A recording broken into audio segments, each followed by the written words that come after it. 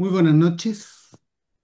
Soy el doctor Luis Sepúlveda, past president de la Sociedad Chilena de Cardiología y Cirugía Cardiovascular. Y es un placer para mí saludarlos el día de hoy, donde conversaremos sobre lo mejor del Congreso CIFACA, el Interamericano de Insuficiencia Cardíaca e Hipertensión Pulmonar, y, eh, y donde conversaremos entre un grupo de amigos sobre las necesidades del especialista de hoy. Y quiero dejar con ustedes a eh, Víctor Rosell, expresidente de la Sociedad Chilena de Cardiología, actual presidente de la Sociedad Interamericana de Insuficiencia Cardíaca, y quien fue el secretario general de este Congreso CIFACA de, que recién pasó hace pocos días, pocos meses, en comienzo de mayo. Víctor, por favor. Muchas gracias, Luis, por la presentación. Un gusto poder compartir con ustedes en esta sesión de webinar. Primero, bueno, para los que no conocen qué es CIFACA, la sigla CIFACA, este es el Consejo Interamericano de Falla Cardíaca e Hipertensión Pulmonar. Es un consejo de la Sociedad Interamericana de Cardiología y desde el año 2018 realiza un congreso anual que habitualmente es bajo el alero de alguna sociedad nacional y que partió en Ciudad de Panamá, como les decía, en el año 2018. La característica de este evento es que reúne a especialistas dedicados al área de la insuficiencia cardíaca, al trasplante y a la hipertensión pulmonar. Me ha tocado presidir este consejo durante los 2 últimos años y nos tocó a un grupo de chilenos participar en la última versión de este congreso que fue realizado en Lima entre los días 1 y 3 de mayo, y la verdad es que hubo 15, 16 bloques temáticos que van desde la prevención hasta la falla cardíaca avanzada y terapias como el trasplante y la asistencia circulatoria mecánica.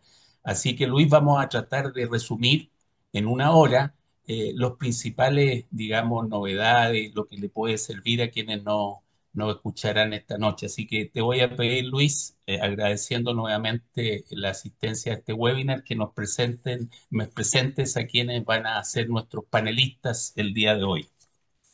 Pero un gusto.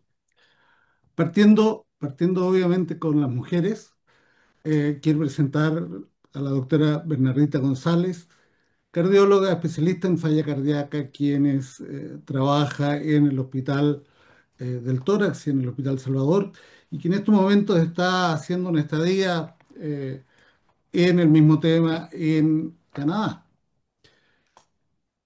Quiero dejar con ustedes también al doctor Joaquín Cerda, cardiólogo de la Universidad de Chile, staff de la Unidad de Cardiología del Hospital Regional de Puerto Montt y Clínica Los Andes, actualmente docente de la Universidad de San Sebastián. El doctor Ricardo Larrea, conocido por ustedes, cardiólogo especialista en falla cardíaca y trasplante de Clínica Ávila. Y, por supuesto, al doctor Marcelo Yancaqueo, especialista en insuficiencia cardíaca e hipertensión pulmonar del Departamento de Cardiología del Hospital Clínico de la Universidad de Chile. Este es un grupo selecto, un grupo de amigos que conversaremos hoy. Eh, y, y como para dar una entrada a este conversatorio, quisiera que partiéramos con una de las fases más importantes de la insuficiencia cardíaca, que obviamente es la insuficiencia cardíaca aguda, que es un reto tanto en la forma de presentación, que puede ir desde la congestión, el edema pulmonar al shock cardiogénico, y también porque determina un deterioro clínico súper importante que tiene un mal pronóstico y donde uno de los principales problemas es la congestión. Entonces, quisiera partir contigo, Joaquín, preguntándote, ah, ¿qué te pareció interesante en las actualizaciones y la discusión que se dio en CIFACA sobre este tema de la falla cardíaca aguda y la evaluación y el tratamiento de la congestión? Hola, buenas noches, doctor Sepúlveda. Sí, la verdad que varias cosas interesantes, eh, sobre todo, bueno, con los conceptos, partiendo con algunas charlas importantes del doctor Anthony Valles, eh, que nos hablaba bastante de los patrones, ¿verdad?, ¿no?, de congestión, que siguen teniendo la-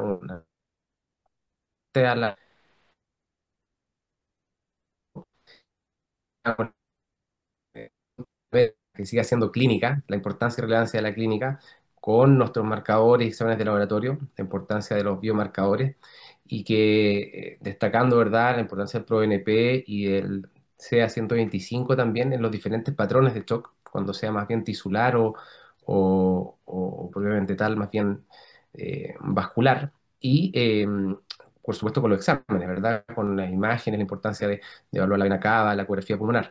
Y bueno, dentro de lo que se habló en unas presentaciones de la doctora Monijón también, que destacaba uno de los algoritmos o varios algoritmos, algunos de la revista uruguaya o de la misma guía europea, con respecto a la precocidad de tener que iniciar tratamiento depletivo, adelantarnos y partir con furosemía, ¿verdad? En los bolos que todos sabemos de 40 o 60 inicialmente, y la importancia del monitoreo del sodio urinario, ¿verdad? Con una meta que ojalá podamos reevaluar en la primera hora o 2 horas. Ya eso se recalcó bastante. Eh,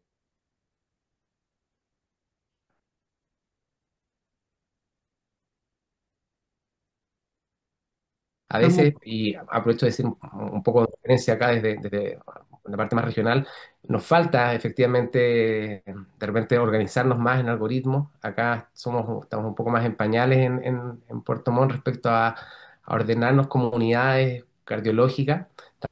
Estamos en ese proceso de creación de una unidad coronaria y todo, en que es fundamental ponernos de acuerdo, ¿verdad? Con un protocolo, que todos hagamos lo mismo, ese monitoreo de tener una meta de diuresis que se estableció y se recalcó también, que tiene que ser ordenada y guiada. Y en una de las diapositivas que se presentó también, un poco también el uso de iniciar desde entrada, mantener o iniciar los ICGLT2, ¿verdad? En esa terapia ablativa inicial, ya sea con empalifosina, por ejemplo, en el contexto del impulso, y en qué momento agregar un segundo diurético, ya sea hidrocortesía, ¿verdad? O metolazona, cuando estamos a un paciente que no está respondiendo a estas medidas iniciales, a estas metas de sodio o estas metas de diuresis que nos ponemos las primeras 24 horas. La verdad que nosotros en el hospital, en nuestra experiencia, lo estamos haciendo casi todo en este caso, como segundo diurético con hidroprotesía, que es lo que disponemos, ¿verdad? Como hospital público, y dejamos un poquito de lado lo otro que es la recomendación, que puede ser el uso de cetosolamida, que no tenemos disponible endovenoso, ¿verdad? Y que están los algoritmos, pero lamentablemente nosotros no lo contamos, ¿verdad? Eh, y eso, no sé si de la experiencia de la esfera de Santiago, si tampoco tengo entendido que no está disponible el uso de acetazolamida venoso. lamentablemente en Chile no está, Mm. pero quería preguntarte, antes de que conversemos del tratamiento, Ujú. Joaquín, Víctor, que también te dedicas, te interesa mucho el tema de congestión. Primero, ¿cuándo medimos el sodio urinario? ¿Cuándo medimos el BNP y cuándo medimos el antígeno CA 125? Porque obviamente significa un costo, costos que tenemos que manejar siempre con alguna prudencia o con mucha prudencia. Entonces, Ujú. ¿cuándo dirías tú cuál fue la conversación en relación a el momento de medir cada uno de estos biomarcadores? ¿Los necesitamos todos por otro lado? Em, claro, es una pregunta, verdaderamente la parte de recursos es súper importante.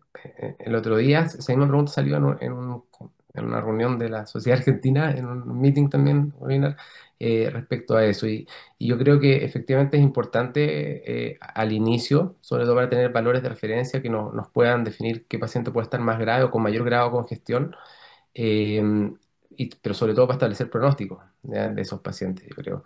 Y tal vez el segundo punto, dado que no podemos hacerlo tan seguido por un tema de recursos, probablemente previo al alta también podría ser, como para definir cómo va a andar ese paciente y en qué momento nos encontramos para ese seguimiento, ¿verdad? Y transición después.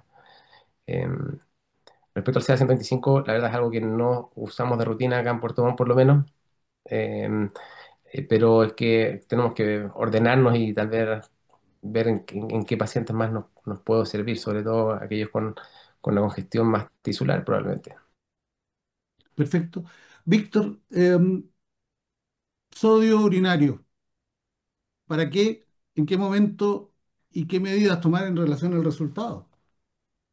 Sí, yo creo que, bueno, luego de esto es una bandera de lucha que han llevado desde la Sociedad Europea de Falla Cardíaca, eh, y yo diría que se ha ido cada vez más popularizando. Yo lo he ido incorporando a la práctica clínica diaria, sobre todo en las primeras horas cuando llega el paciente, digamos, para tener alguna medida adicional de esta evaluación de la congestión que no solo para efectos de diagnóstico es difícil de cuantificar, sino que también para evaluar cuándo el paciente está descongestionado. Ahí la verdad es que las cifras todas las conocemos, son sobre 50.000 equivalentes que hay que, digamos, tener como objetivo y de acuerdo con eso ir modificando la dosis de furosemida endovenosa, que recordemos que depende si el paciente está tomando o no está tomando diurético previamente para calcular y estimar cuál es la dosis que tenemos que darle a los pacientes. Ahora yo rescataría, Luis, y esto ya se propuso, se está proponiendo y aparecieron ya en este Congreso CIFACA, el adelantarse con el segundo diurético, no esperar, ¿no es cierto?, a lo mejor 24 horas, 36 horas de escalar y escalar con la furosemida, sino que anticipar lo que tengamos disponible. Habitualmente tenemos disponible la hidroclorotiazida, o la acetazolamida que tenemos todos y la mayoría de los países de la región, digamos, que participan en este congreso, tienen la misma observación que no tenemos la formulación endovenosa. Sin embargo, en el último congreso en Belgrado ya presentaron una experiencia de un país asiático en relación con el uso de la acetazolamida vía oral. Así que ya algo hay de uso de acetazolamida oral. Biomarcadores, la verdad es que más o menos parecido a lo que dice Joaquín. Experiencia con CA-125 tengo poca.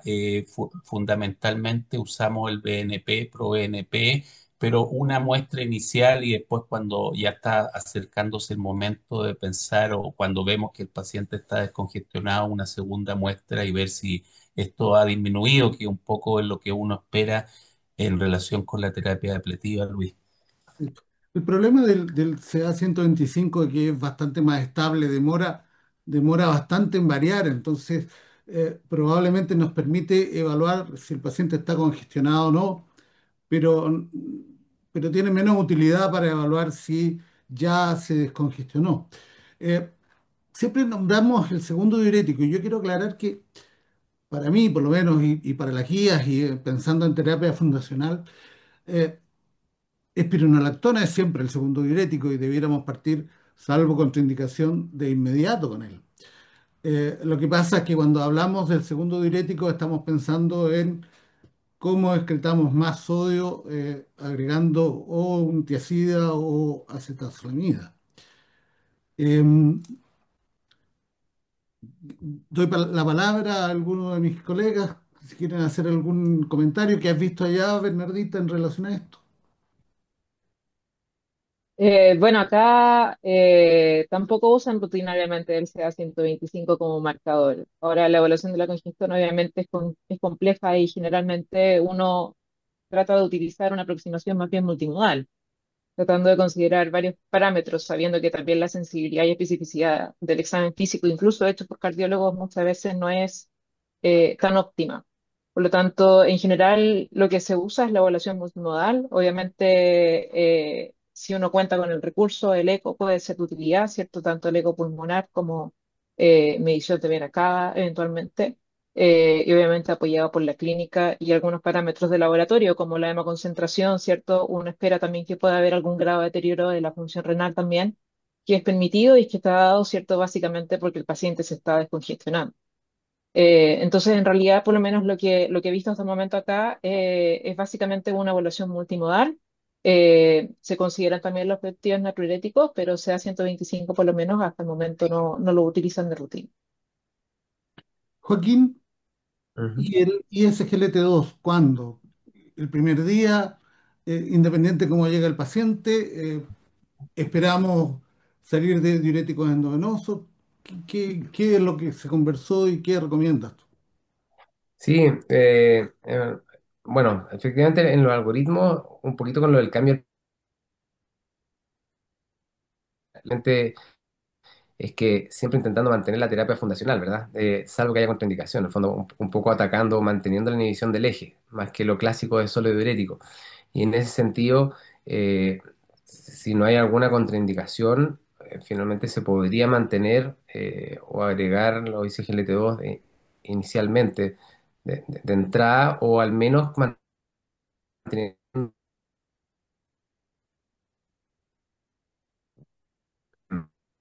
como digo, en este otro eje. Eh, si bien los estudios con tabalifosina no fueron probablemente tan maravillosos en los resultados, finalmente hay un beneficio, por lo menos en acortar los días probablemente del tratamiento. Eh, Ahora, yo no tengo tan claro que todos lo dejen de entrada. No sé si, me imagino que todos ahí tienen experiencias diferentes con respecto a poder usarlos de entrada y sobre todo con el poco acceso que también nosotros tenemos en realidad. Nosotros no lo tenemos disponible para todos los pacientes. Al menos en Puerto Montt nuestra experiencia para el agudo no está disponible, solamente está liberado para pacientes con fracción de visión reducida a menos del 40% en forma crónica en el poli. Así que tampoco lo podemos usar de entrada. Es algo que se está intentando aumentar e ir agregando. Correcto. Eh, Partiendo, ya estamos hablando un poquito de terapia fundacional y lamentablemente los tiempos son cortos en esta conversación. Entonces, quería preguntarte, Bernardita, ya tenemos el paciente un poquito más descongestionado, un poquito más estable.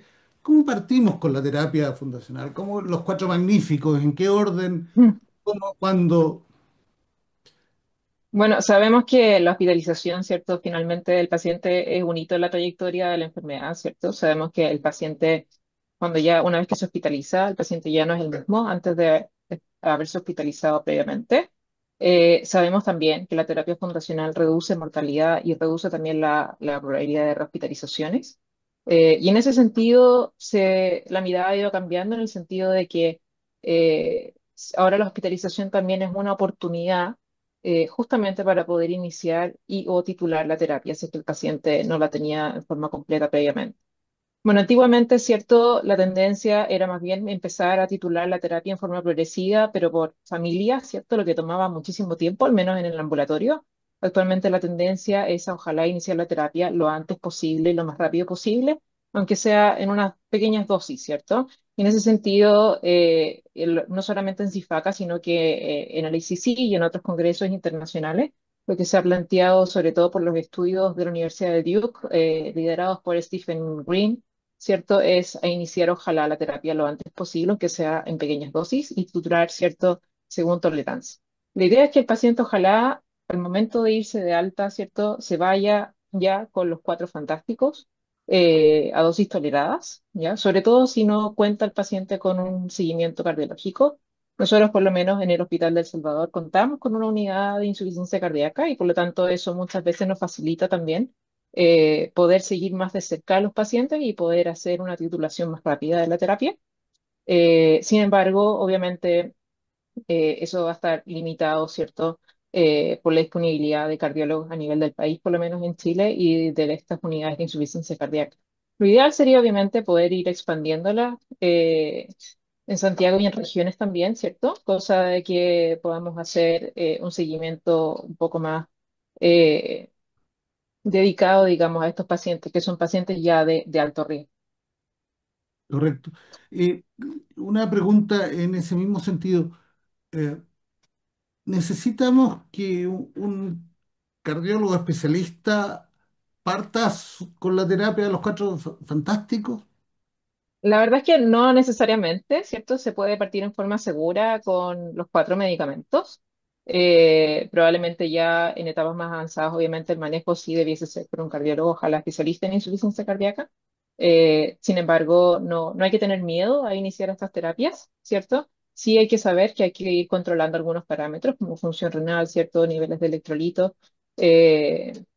Pero independientemente de eso, ¿cierto? La idea es que ojalá el paciente pueda partir, aunque sea con una dosis pequeña, y después, bueno, eso sí puede ser idealmente titulado por un cardiólogo. Pensando en que lo que provoca menos efecto hemodinámico es el- la espironolactona y el ISGLT2, probablemente debieran ser en pacientes normotensos, hipotensos, los primeros fármacos en introducir. Pero y en el paciente con falla cardíaca e hipertensión, ¿con qué partes? En el mundo ideal, ¿Sí? En el mundo ideal, si contamos con el ARNI, los metaanálisis lo que muestran es que la mayor reducción de hospitalizaciones y una inmortalidad es justamente con la combinación del ARNI, el beta-bloqueo, ¿cierto? El antagonista del receptor de mineralocorticoides y el ISGLT2. Por lo tanto, si contamos con ARNI, lo ideal sería ojalá partir por ARNI. El problema es que no está ampliamente disponible, eh, es más caro, obviamente. Nosotros, al menos en nuestra unidad de insuficiencia cardíaca en el Hospital del Salvador, sí tenemos el privilegio de contar con ARNI y por lo tanto se lo podemos dar a nuestros pacientes, pero tenemos que saber que esa no es la realidad probablemente a nivel país. Ahora, los metaanálisis muestran que igualmente hay beneficio usando otros medicamentos que sí están ampliamente disponibles, como los Sartan, ¿cierto?, enalapril, incluso con hidralazina y susorbide, si es que el paciente tiene falla renal, también se ha visto que ha habido igual algún grado de beneficio. Ricardo, em, en este uso de los fármacos sabemos que el uso de diuréticos puede hacer subir la creatinina, eh, espironolactona puede tener alteraciones también en la función renal, eh, y SGLT2, los ARNI y ECA-ARA2. Eh, ¿cuánto, ¿Cuándo te preocupas por un deterioro inicial de la falla renal o cuándo te preocupas con el deterioro de la función renal medido por creatinina en pacientes con falla cardíaca descompensada o aguda?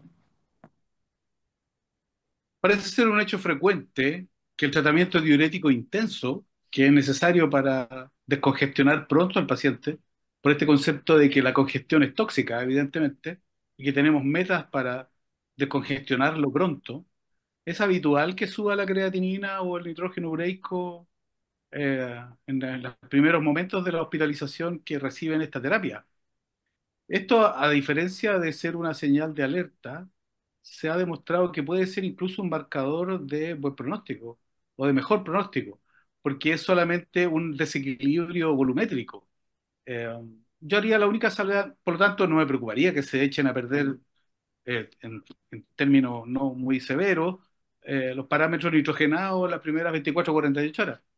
Sí tendría alguna salvedad con el paciente que tiene falla renal crónica conocida, o sea, el paciente que ya viene con un daño renal de base, probablemente hay que hacer una mirada un poco más particular, pero en la mayoría de los enfermos casi es esperable un deterioro de estos parámetros debido a la exigencia de diuresis horaria y de metas de descongestión. ¿Algún comentario, queridos amigos?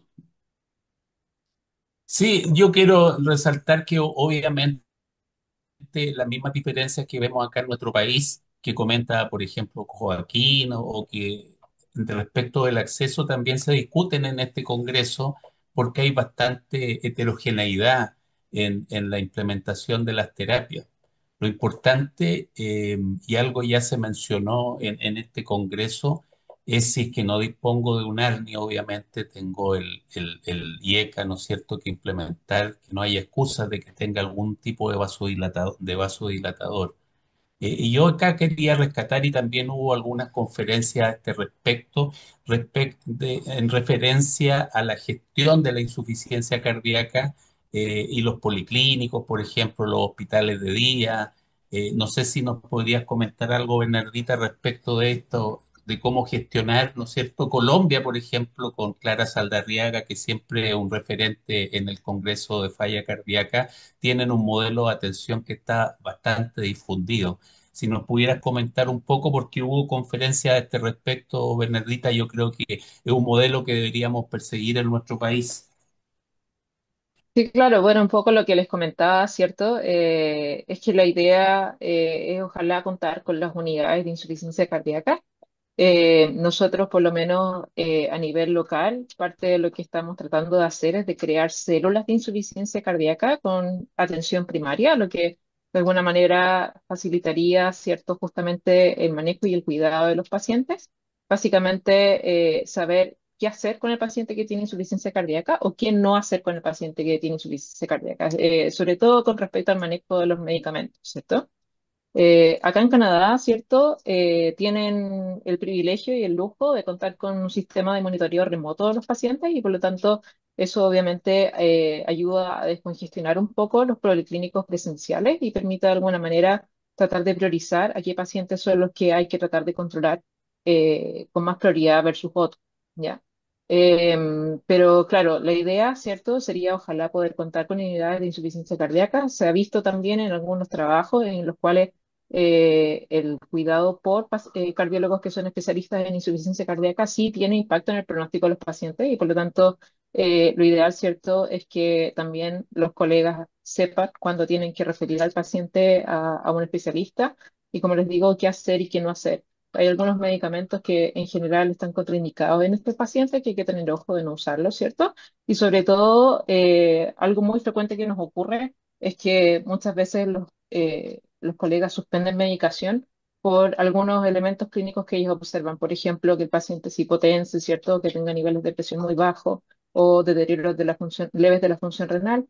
Eso es algo que nosotros queremos tratar de ayudar a resolver, ¿cierto? Con estas células de insuficiencia cardíaca. Perfecto.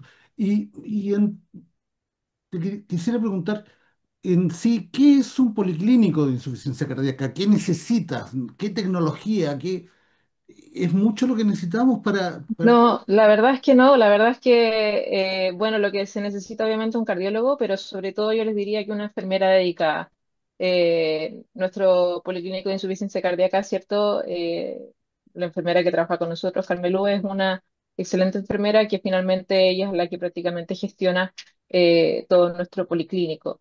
Eh, no necesitamos grandes tecnologías, ¿cierto? Necesitamos prácticamente una silla con la cual poder conversar con el paciente, una camilla donde podamos examinar a nuestro paciente y no se necesitan, digamos, grandes tecnologías como para poder tener un policlínico.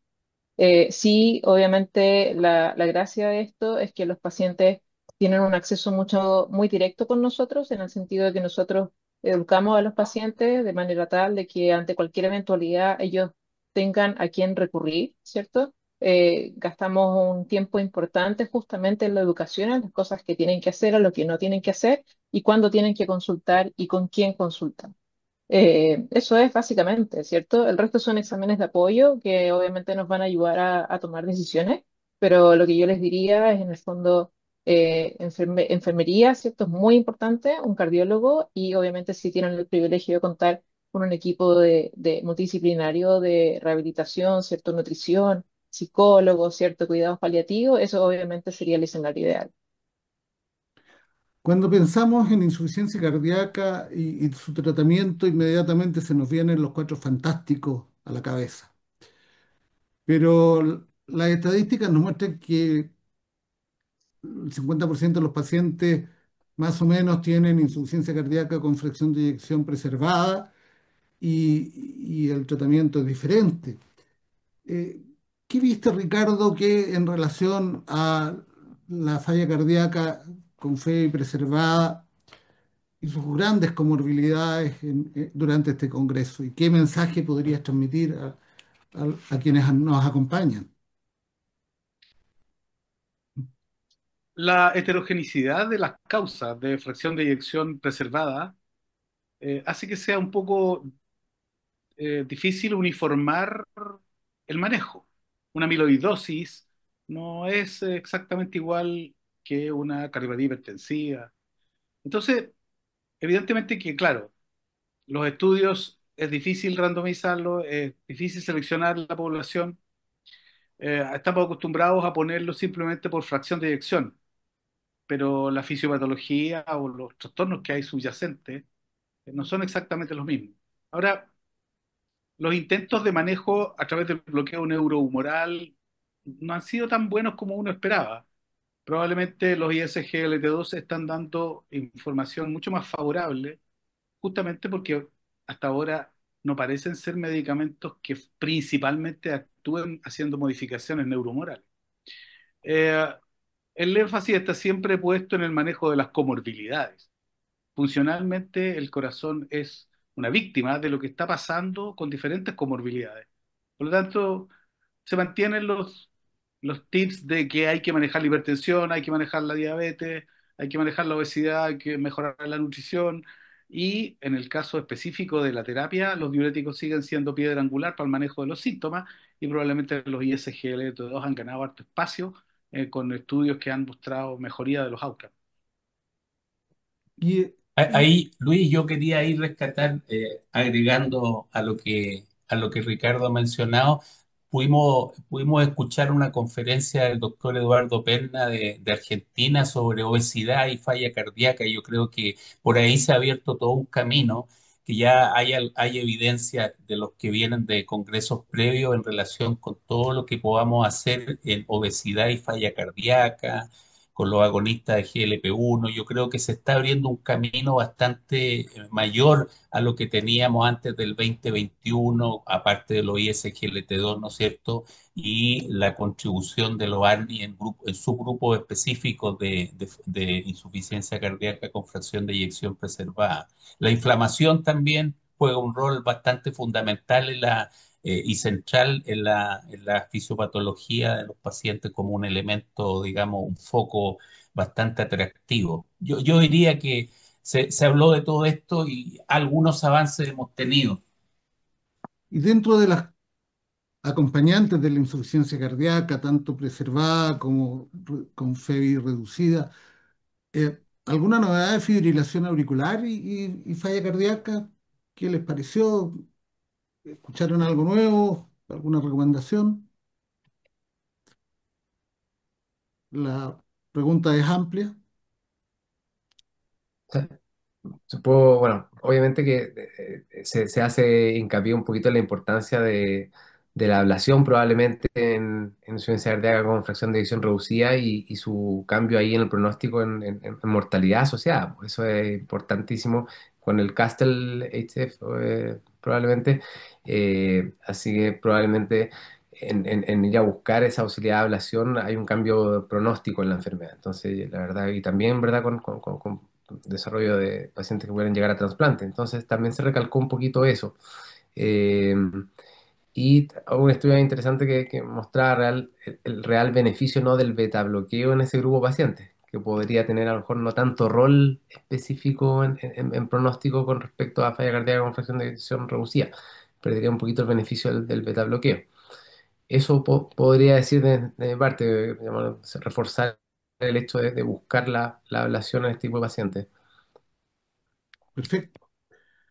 Eh, Siguiendo con el tema, Luis, sí, Víctor, por no, favor.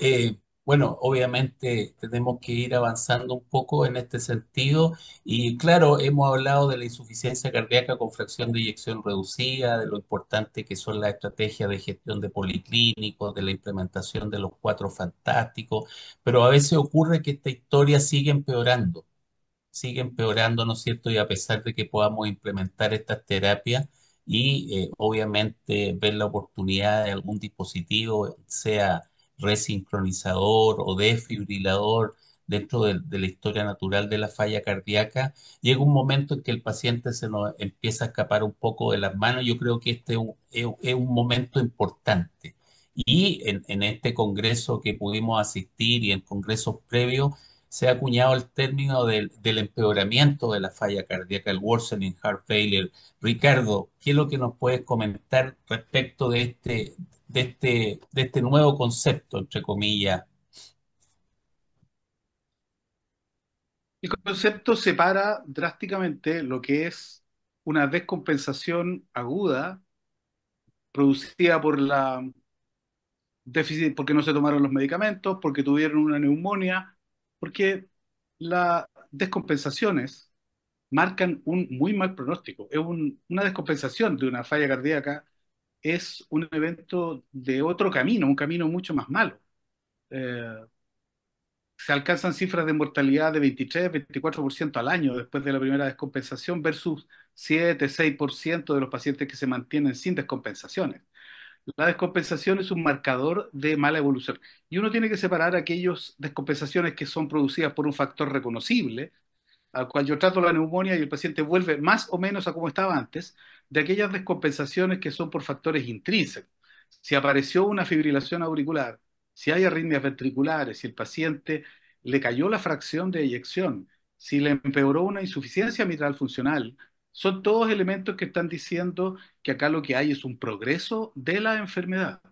Y eso es un concepto. O sea, el concepto de worsening heart failure es aquella insuficiencia cardíaca que se descompensa más, que se cansa antes, que deteriora la capacidad funcional y que las razones no son factores extrínsecos modificables. La identificación de estos pacientes es muy importante porque su pronóstico es muy malo. Significa que la enfermedad está progresando.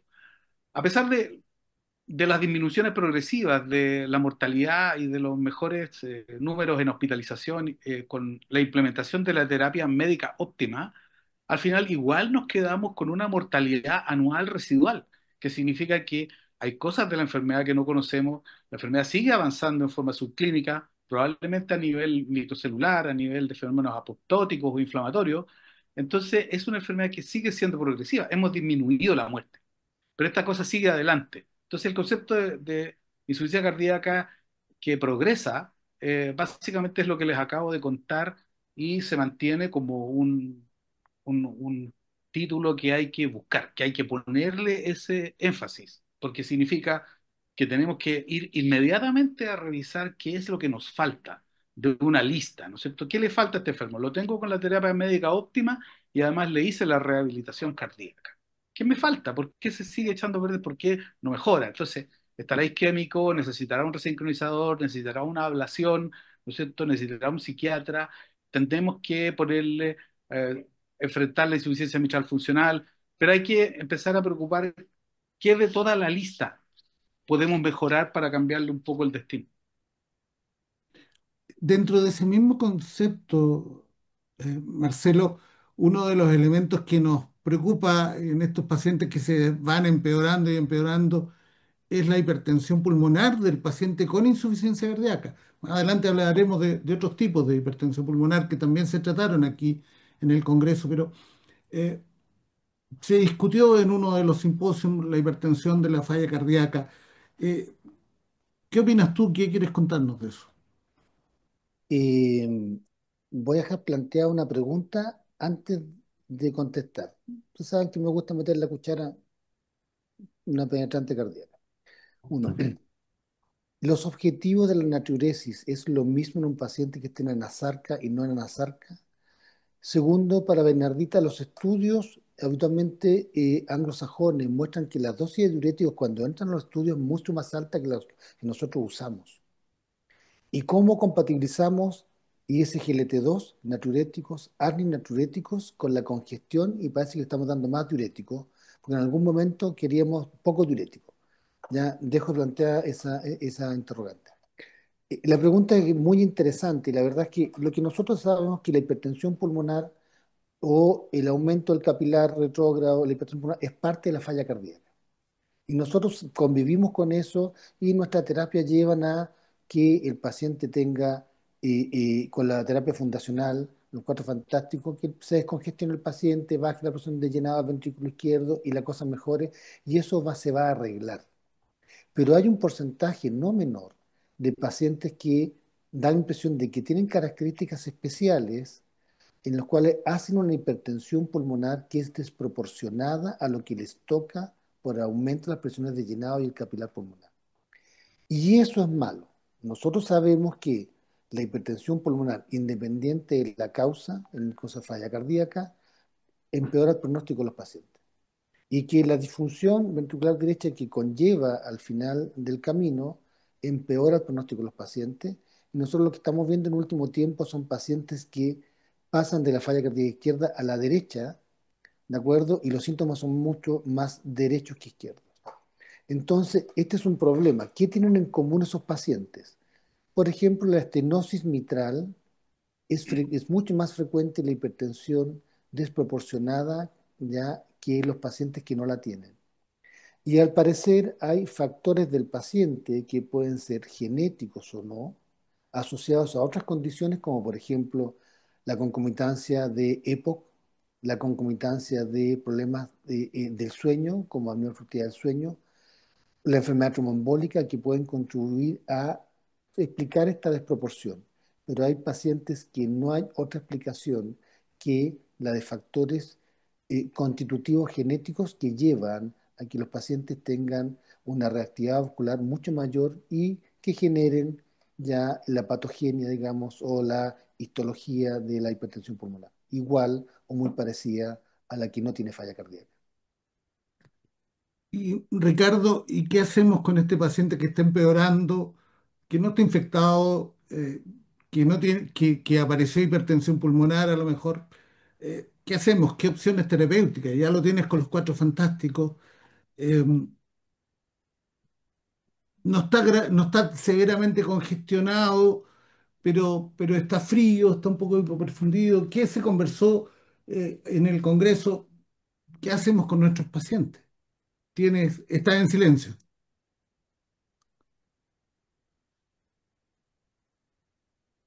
La verdad es que no está definido como ruta, no está, porque eh, si uno se pone en el sentido estricto de las cosas, uno lo que le pide al tratamiento de la insuficiencia cardíaca es que sea completo. O sea, el objetivo de todos nosotros, que tenga la terapia médica óptima, que el paciente haga la rehabilitación cardíaca, que tengan puestos sus dispositivos aquellos pacientes que cumplen los requisitos. Eh, la resincronización es algo útil para la insuficiencia mitral funcional, por ejemplo. Por lo tanto, una etapa es decir, este paciente está empeorando y repaso todo esto para corregir lo que me falta. Otra cosa es hacer esta lista y ver que ya está todo hecho. Probablemente a lo mejor algo vamos a tener con Omecantin Mercadil, probablemente vamos a tener en el futuro más respuestas, ¿no es cierto? Con guanilato, ciclasa, pero la verdad es que parece que no tenemos mucho más y estamos acercándonos a un paciente que va caminando directo al paliativo. Sí. Por eso que una de las conferencias que a mí más me gustó del CIFACA fue la primera conferencia, que la dio nuestro colega de Perú, en el sentido de cómo se previene la insuficiencia cardíaca y cómo se previene su deterioro. La prevención es fundamental en las etapas precoces de la enfermedad. Yo creo que cuando ya empezamos a hablar de worsening heart failure, ya estamos muy atrasados, digamos. O sea, ya después de revisar esta lista que les he comentado, lo que nos queda es saber si el paciente va a ir a algún tipo de asistencia ventricular, va a ir a trasplante o simplemente, como la mayoría de las personas, va a ir a cuidados paliativos. Luis, Sí, adelante. mira, yo creo que un mensaje que se dio bastante frontalmente de alguna de estas conferencias, porque nosotros acá estamos discutiendo entre de estas panelistas de gente que estamos más dedicados, más inclinados a la falla cardíaca, pero yo creo que el mensaje es cuándo pensar que este paciente ya está lejos de nuestro alcance y hay que derivarlo para que pueda optar a estas, digamos, opciones que pueden ser eventualmente algún dispositivo de asistencia circulatoria, eventual candidatura a trasplante. Bernardita, si usted nos puede recordar cuáles serían las banderas que se mencionaron acá en este congreso, que uno tiene que tener presente, decir, mire, voy a mandarlo a un centro de que vea pacientes de falla cardíaca más avanzada para que ahí evalúen la posibilidad de otras opciones de tratamiento. Sí, bueno, hay varios indicadores, ¿cierto? En general, grande de la parte de las cosas que se recomiendan es a ese paciente que se está hospitalizando en forma recurrente, ¿cierto? El paciente que tiene más de una hospitalización en el último año, ¿cierto? Por insuficiencia cardíaca. Los pacientes que también en ese mismo contexto o en otro contexto de otra hospitalización han requerido del uso de inótropos. Esos pacientes que ya tienen una fracción de eyección muy deteriorada, ¿cierto? Menor a un 20%, en general ya se recomienda que sean derivados. Aquellos pacientes que también clínicamente muestran signos de deterioro en términos de su función renal, función hepática, ¿cierto? En el fondo el paciente que está congestivo y que persiste congestivo a pesar de todo lo que estamos haciendo. Y esos pacientes que de alguna manera empiezan a mostrar intolerancia en la terapia, también generalmente nos está indicando de que algo está ocurriendo. Ahora, para tratar de facilitar, ¿cierto? Recordar estos puntos, siempre se menciona el acrónimo del I need help, ¿cierto? Sabiendo que la I es por el uso de inótropos, la N es en el fondo por clase funcional, según la NYHA, y los péptidos diuréticos. La E de daño de órganos, ¿cierto? La E de fracción de eyección menor a 20, aquellos pacientes que son portadores de desfibriladores, la D, ¿cierto? Por shocks del desfibrilador. Y health va por la cantidad de hospitalizaciones, la presencia de edema, necesidad de mayor cantidad de diuréticos en forma progresiva. L va por la, en el fondo, hipotensión sostenida, lo que muchas veces hace que el paciente no tolera los medicamentos. Y la P también un poco en ese mismo sentido, con pronóstico, que tiene que ver con que de alguna manera, por distintas razones, nos hemos visto imposibilitados de titular la terapia o nos hemos visto incluso en la obligación de tener que bajar los medicamentos. Esas son las principales indicaciones. Básicamente, el paciente es cierto que se está hospitalizando, el paciente que no está tolerando la terapia, aquel paciente en el cual tenemos que ir aumentando de forma progresivamente los diuréticos, también generalmente suelen ser de las indicaciones más clásicas para derivar.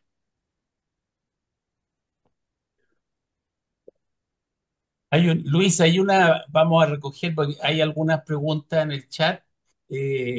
Aprovecho de saludar a Guillermina Esperón de Argentina, que participó de este congreso y que hace una pregunta respecto del trasplante cardíaco en Latinoamérica. A mí me tocó dar esa conferencia en el congreso de CIFACA.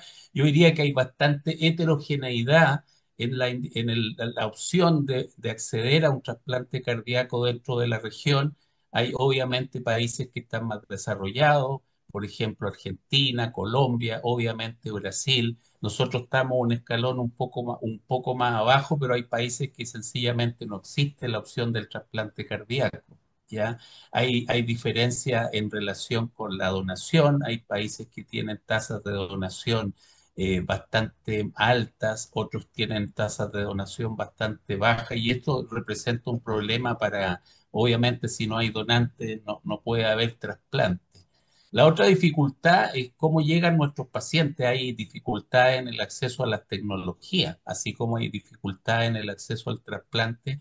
No todos los países disponen de dispositivos de asistencia circulatoria mecánica. Estamos hablando fundamentalmente de corta duración, porque en general los países que pueden acceder a dispositivos de larga duración son pocos y en números bastante cortos, digamos, bastante escasos. Todavía yo creo que hay que trabajar en la difusión de la donación y en tratar de que esta opción pueda ser un poco más expandida a toda la región, digamos, en Latinoamérica. Eso así en forma resumida podría contestarle a Guillermina.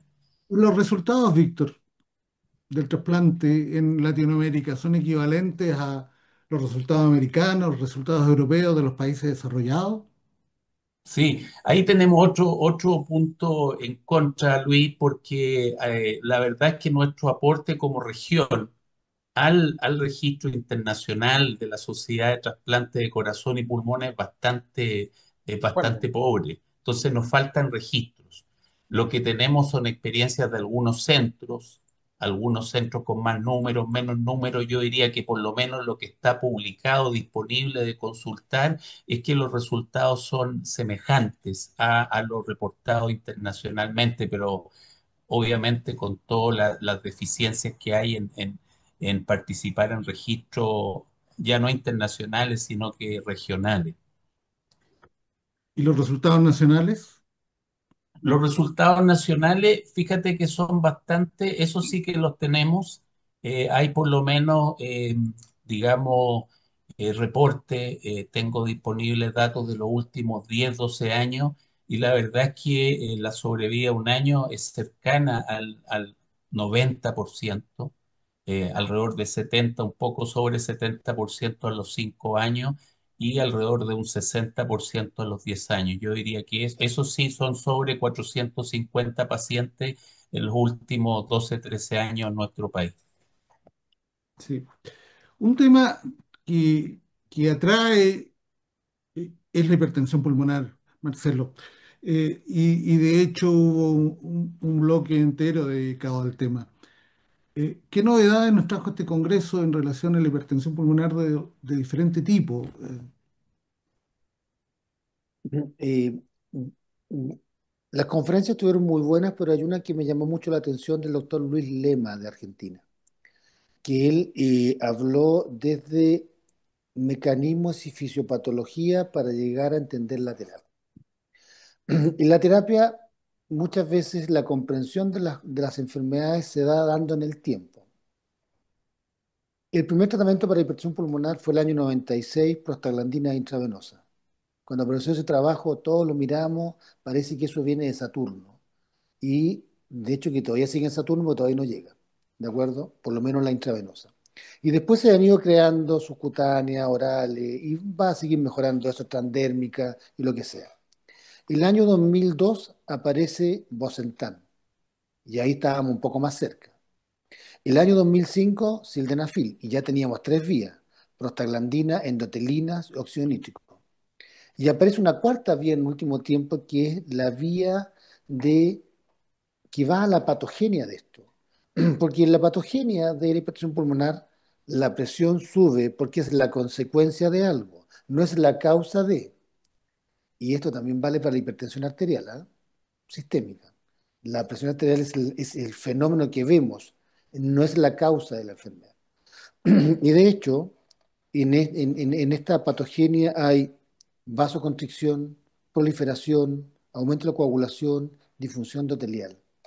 Y en el último tiempo ha emergido, de acuerdo, la cuarta vía que son las activinas, y para eso tenemos el sotatercept, que es un medicamento que ha tenido un desarrollo, que se ha publicado este año, un medicamento que va a esta patogenia, o sea, a la biología o la patobiología, digamos, de la hipertensión pulmonar.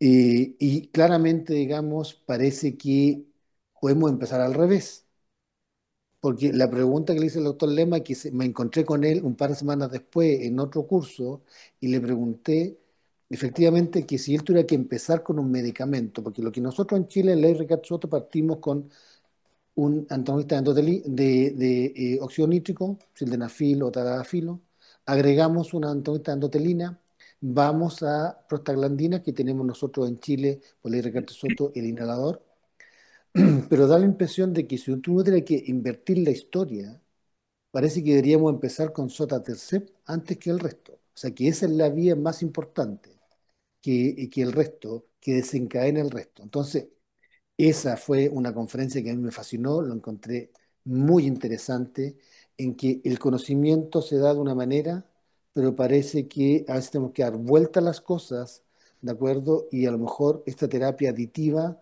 puede cambiar de posición, ¿de acuerdo? Para ver cómo comenzamos. Yo creo que me encantó esa charla del doctor Lema.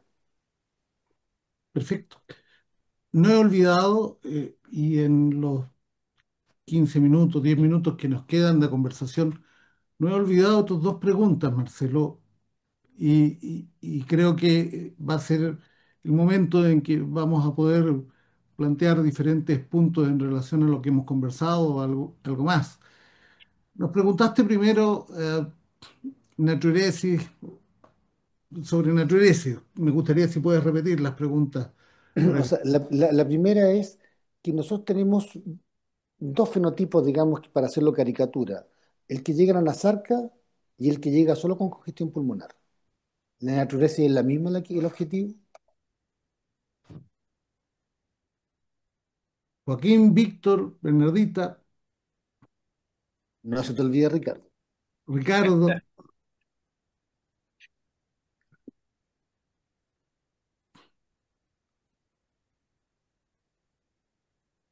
La verdad, Marcelo, que yo voy a abrir los fuegos. La natriuresis, de acuerdo a las recomendaciones y a los diferentes estudios que tenemos disponible, porque esto es una estrategia que se viene desarrollando hace poco tiempo, no hace la diferencia en relación con fenotipos, solo con objetivos, digamos, de natriuresis en un paciente determinado y de acuerdo con eso, en el fondo, poder definir.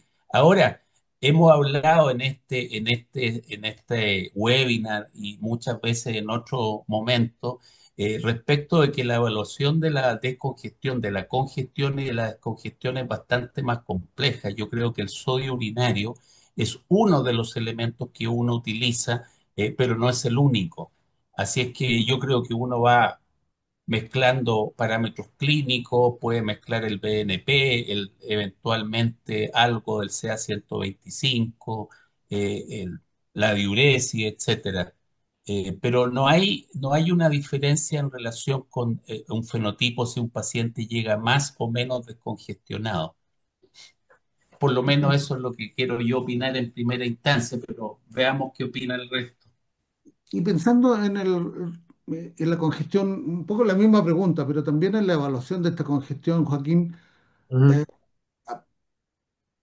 ¿qué rol le ves a a la ecopulmonar en la evaluación de la congestión? Estaba pensando en eso un poquito con lo del doctor Yancaqueo, en realidad, con respecto ahí al uso de la evaluación con POCUS, fondo de ecografía de subhepática, CAVA, y la evaluación pulmonar para congestión residual, porque finalmente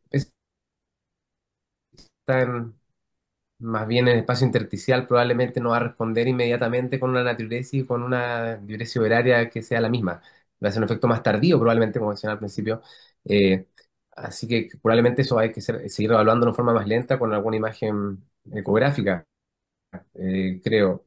Y no sé si esto, opinión, en realidad que no está tan claro, si en ese tipo de congestión hay un rol más para la ultrafiltración tal vez o para otras terapias y en ese espacio hay una diapositiva del Journal of Heart del europeo del año pasado que va más hacia ese target para los SGLT2, si hay algún rol ahí en los antagonistas más de vasopresina en ese tipo de congestión, si en realidad soluciones hipertónicas podrían tener algún rol más en ese grupo. No me queda muy claro porque no hay directrices, como decía el doctor Rosell, si diferenciar ese manejo entre los dos tipos en realidad con respecto a una meta, pero me da la sensación que podría igual ir un poco por ahí. ¿Tú usas el ecopulmonar, Joaquín?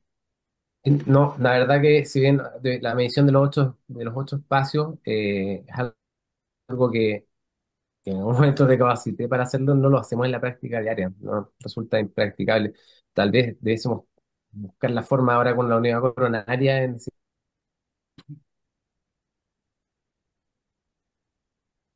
una gran oportunidad, ahora que vamos a tener más equipos, para poder implementarlo y sacar experiencia de eso y ver si si nos ayuda respecto a la recurrencia y mandar realmente pacientes bien depletados, que no queden subdepletados. Ricardo, ¿algún comentario? Yo creo que la pregunta de Marcelo es insidiosa. La pregunta, dije, ¿ah? Porque cuando nosotros hablamos de que la congestión es tóxica y que es importante descongestionar al paciente, uno está hablando de un escenario de una insuficiencia cardíaca aguda, fundamentalmente del fenotipo crónica descompensada congestiva, en que hay agua en las vísceras, hay agua en el peritoneo, hay aumento de la presión intraabdominal por ascitis, hay derrames pleurales. Eh, y creo que ese escenario mm, es bastante distinto de la insuficiencia cardíaca aguda, como el fenotipo del edema pulmonar por una crisis hipertensiva, por una insuficiencia mitral funcional que se agrava bruscamente, en la cual la ganancia de agua corporal no es tanta, sino que está acumulada en alguna parte en particular, bloqueándonos un órgano sensible. Así es que yo creo que es real esa pregunta. Yo creo que si el paciente tiene un fenotipo más bien de congestión aguda pulmonar con poca congestión sistémica, el objetivo es descongestionarle los pulmones, básicamente. Y después seguiremos pero no es exactamente igual para mí que el paciente que tiene insuficiencia cardíaca congestiva crónica, que ha retenido muchos litros de líquido en los últimos días y que lo vemos que está eh, en anasarca. Eso aprovecho ahí, había hace algunos años esto de separar las congestiones en intravascular y por redistribución. Y ahí, claro, obviamente aparte de los diuréticos, yo creo que también uno tiene que evaluar de acuerdo con la hemodinamia la posibilidad de usar vasodilatadores. Eso también puede ser un elemento que ayude eh, y uno los tiene asequibles y los puede utilizar, así que... Claro, obviamente cuando un patrón de redistribución es una y también da oportunidad para el uso, aparte de los diuréticos, de los vasodilatadores.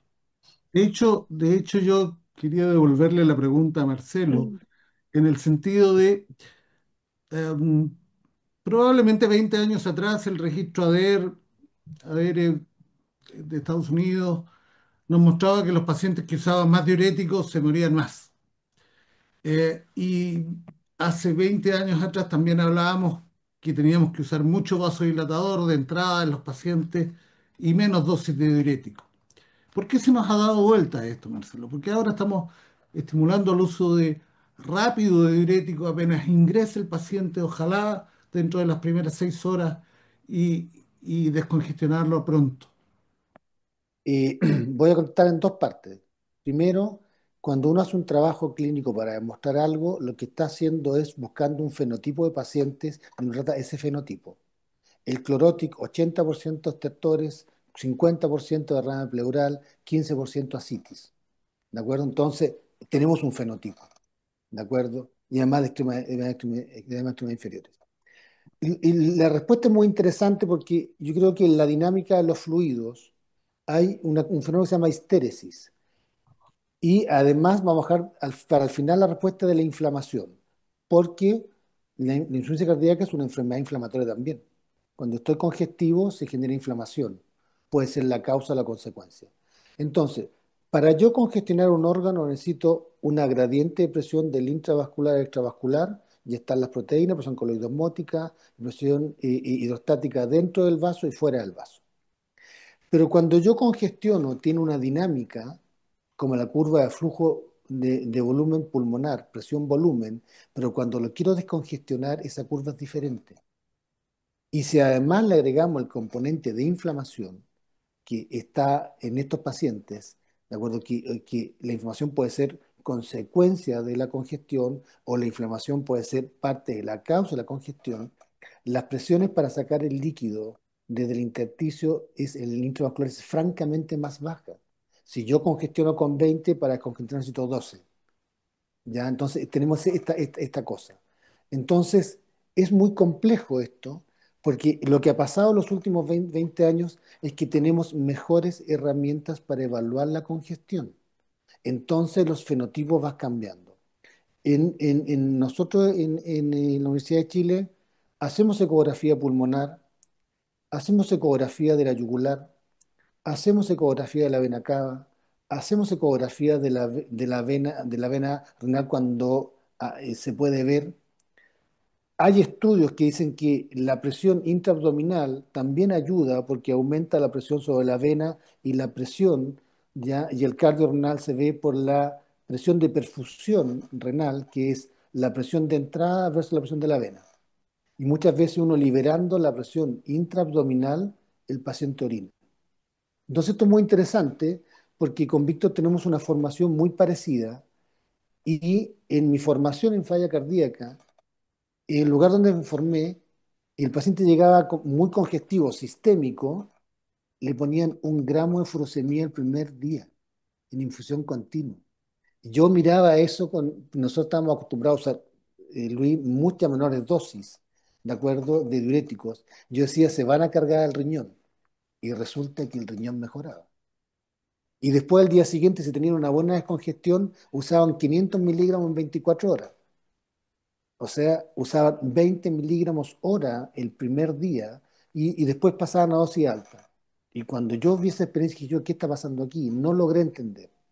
El primer documento de congestión es del 2010 de la europea, ¿de acuerdo? Y hay nuevos. Entonces yo creo que lo que está cambiando es que nos dimos cuenta que la congestión es difícil de evaluar, que es multidimensional y que la salida del líquido a una presión no es la misma para devolverlo adentro. ¿De acuerdo? Por lo tanto, yo creo que lo que ha cambiado es cómo lo evaluamos. Y eso es muy interesante. Y ahí la pregunta para Bernardita, porque nosotros, por lo menos en mi práctica, salvo que el paciente esté muy avanzado, es poco frecuente que uno use 80 o 120 miligramos de furosemida ambulatoria. En la habitual no usamos eso, ¿ya? Y yo creo que lo que ha cambiado es cómo evaluamos los pacientes. Y segundo, que tenemos pacientes muy evolucionados que empeoran a pesar de todo lo que hacemos. Entonces son un perfil de paciente completamente diferente.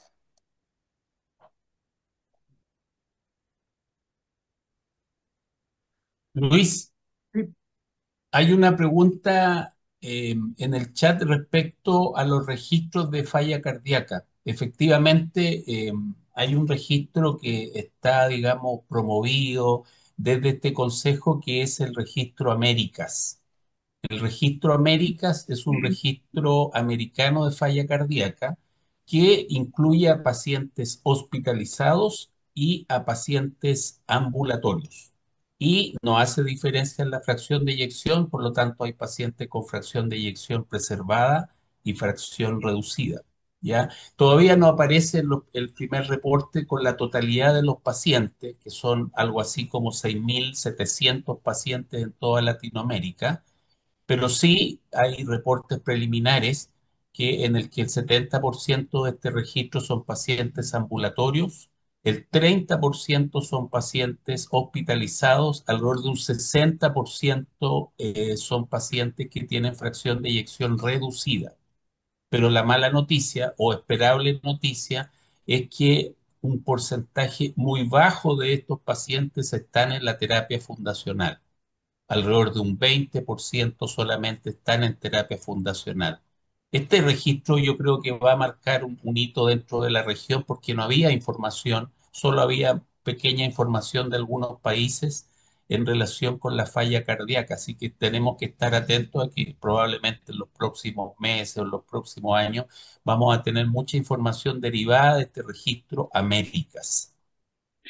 Al respecto, yo quisiera comentar que en en nuestra participación del Registro Américas, nosotros como Chile, en general tenemos buenos indicadores. Tenemos un alto uso de betabloqueadores, tenemos un alto uso de espironolactona, un- en- tenemos un razonable uso de desfibriladores.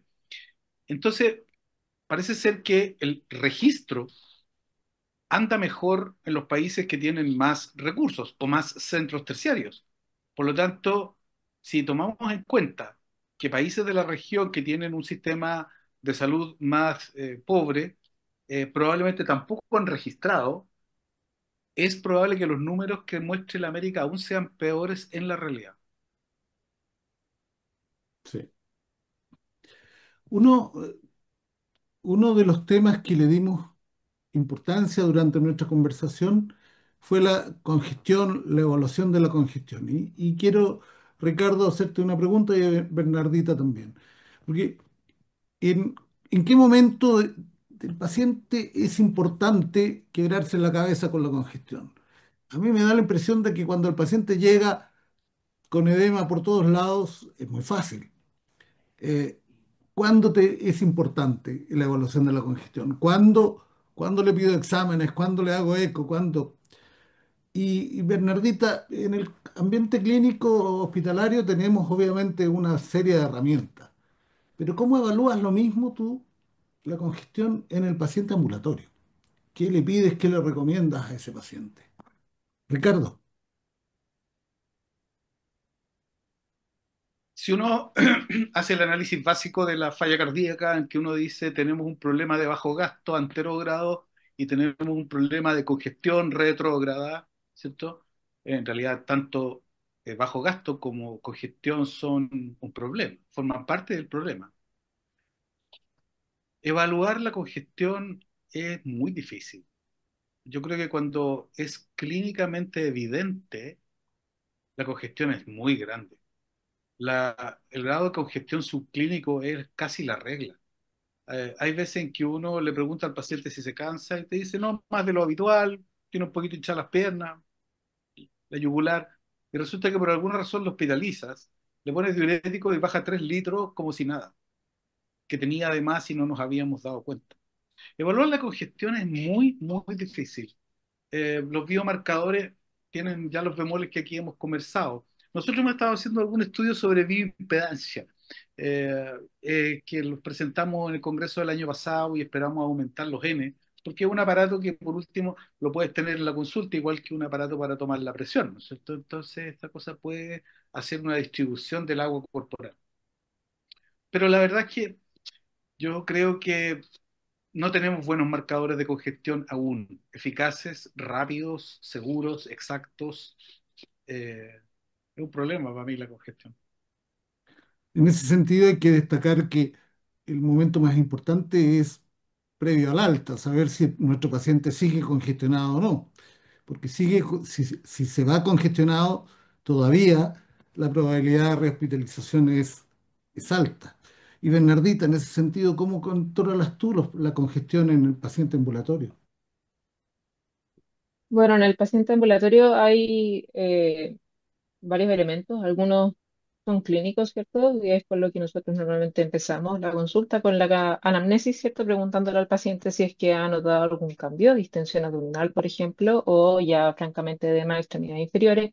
Lo mismo que signos de ortopnea, disnea paroxística nocturna o también la presencia de vendopnea, ¿cierto? También es otro de los elementos que muchas veces se asocia a que el paciente está generando congestión.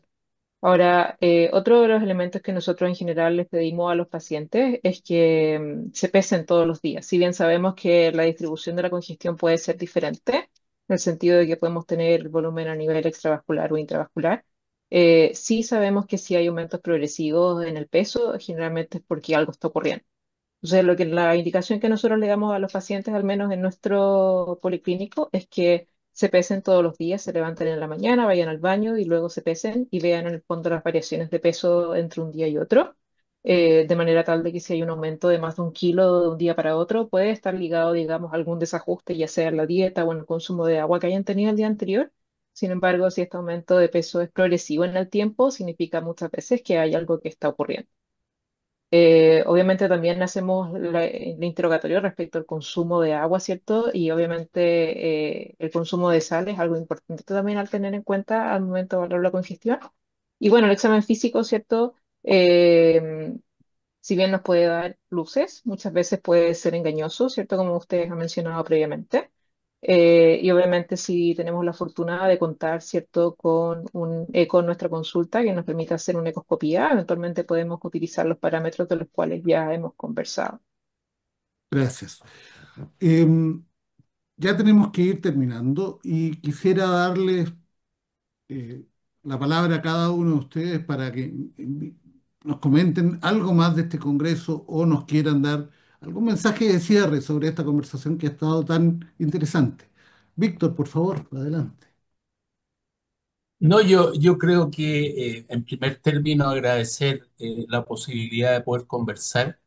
Eh, Creo que esta es una instancia muy enriquecedora, compartir con nuestros colegas de la región que tienen probablemente realidades bastante semejantes a las nuestras o a veces peores. Así que el primer mensaje que quiero transmitir es que vean la posibilidad de asistir a estos congresos.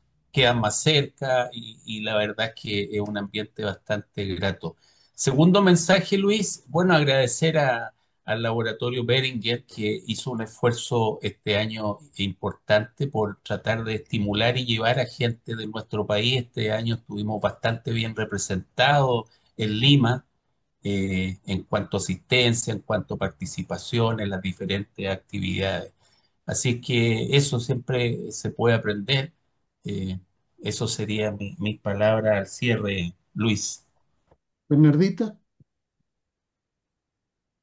Sí, yo estoy de acuerdo con el doctor Rosell. Creo que cada una de estas actividades y congresos son una oportunidad finalmente también como para saber cómo lo estamos haciendo a nivel de Latinoamérica, ¿cierto? Los registros obviamente son importantes, pero también es muy enriquecedora compartir las experiencias, ¿cierto?, del día a día con los otros colegas.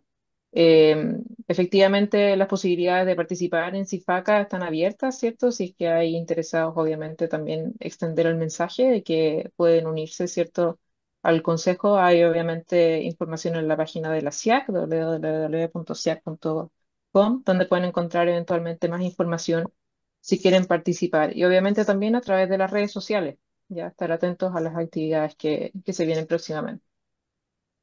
Ricardo,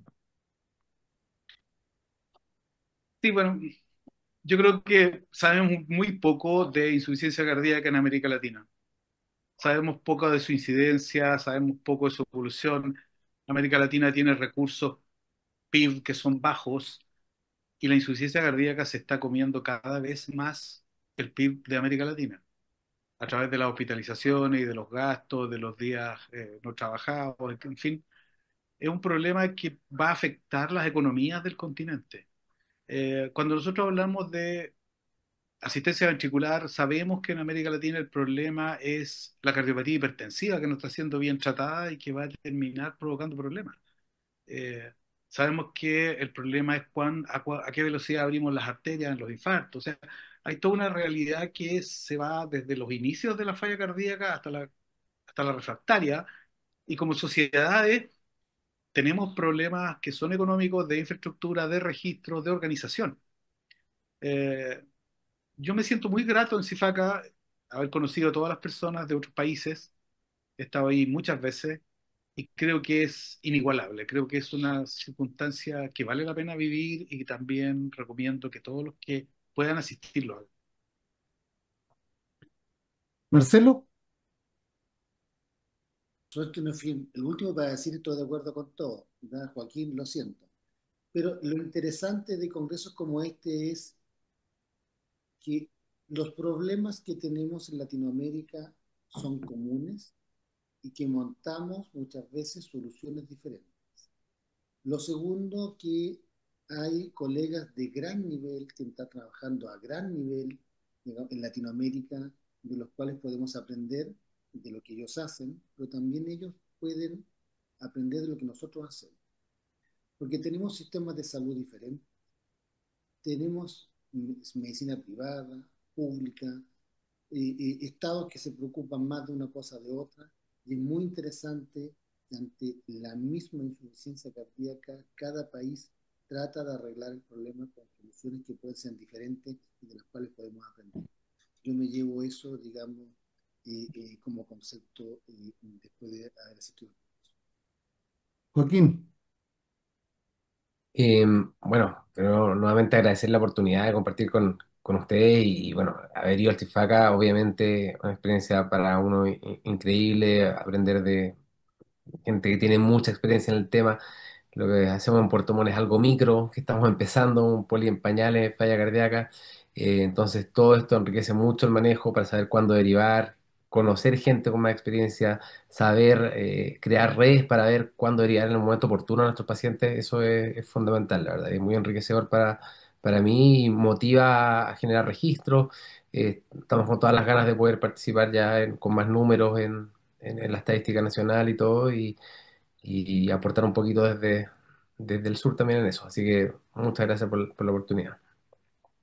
finalmente también quiero agradecer, creo que nuestra casa, la Sociedad Chilena de Cardiología, cuando trabaja con sus partners, logra cosas grandes y en ese sentido y quiero invitar a todos a participar activamente de la Sociedad Chilena de Cardiología, porque, por ejemplo, a través de ella se dieron becas para la posibilidad de asistir al Congreso de CIFACA. Lo mismo, participar en la Sociedad Interamericana de Cardiología, en CIFACA, en la Sudamericana. La puerta de entrada y de salto es necesariamente la Sociedad Chilena de Cardiología y quiero invitarlos, por un lado, a seguir atentos a las próximas actividades, el curso de la Filial Sur y los próximos cursos de nuestra sociedad y, por supuesto, dejarlos gratamente invitados al Congreso Chileno de Cardiología en en el mes de diciembre. Bernardita, ¿querías decir algo más? Sí, siguiendo un poco la misma línea, ¿cierto? Quisiera también recordarles que entre el 17 y el 19 de julio de este año se va a llevar a cabo el curso anual de posgrado de cardiología en su versión adultos y pediátricos. Están ya abierta la posibilidad de inscripciones, es una oportunidad única de poder seguirse actualizando, ¿cierto? Sobre todo que ahora el enfoque va a estar dado, ¿cierto?, en todo lo que es evaluación y manejo de pacientes en situaciones de urgencia. Así que quisiera invitarlos a todos a que se inscriban. Toda la información está en nuestras redes sociales y en la página web de Sochicar. Queridos amigos, muchas gracias por la grata conversación que tuvimos esta noche. Es un placer verlos a ustedes. Éxito, Bernardita en Canadá. Suerte, Joaquín, en el sur. Muchas Sigan gracias. trabajando por la falla cardíaca y la cardiología en Chile porque es muy importante. Gracias al Laboratorio Beringer por la oportunidad que nos dio. Muy buenas noches, hasta luego. Buenas Hasta noches, luego. gracias. Chao.